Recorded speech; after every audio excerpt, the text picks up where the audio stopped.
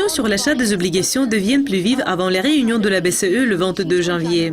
Le gouverneur de la Banque d'Italie, Ignazio Visco, a provoqué le glissement des rendements obligataires espagnols et italiens après les récents commentaires qu'il a fait au journal allemand Welt am Sonntag en matière de l'achat des obligations et les risques de déflation.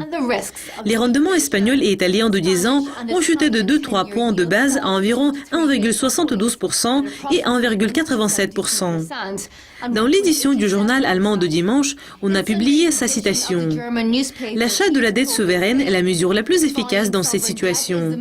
C'est un instrument de la politique monétaire standard. Nous l'appelons non conventionnel seulement parce qu'il n'a pas été utilisé en Europe depuis longtemps.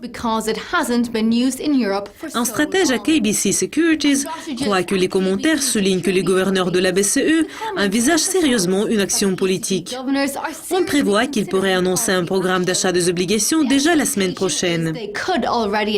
Le membre du conseil d'administration et le chef de la Banque centrale de l'Australie, Ewald Nowotny, prendra la parole aujourd'hui à Vienne pour parler de ce que nous devons attendre de la politique monétaire cette année.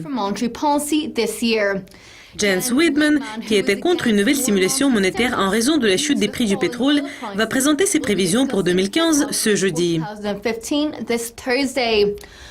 Le 22 janvier, la Cour de justice de l'Union européenne au Luxembourg va également donner son avis sur le programme d'achat des obligations précédemment connu sous le nom des opérations monétaires sur titre, qui a calmé les marchés, mais qui n'a jamais été en fait utilisé. Il pourrait outrepasser le mandat de la BCE.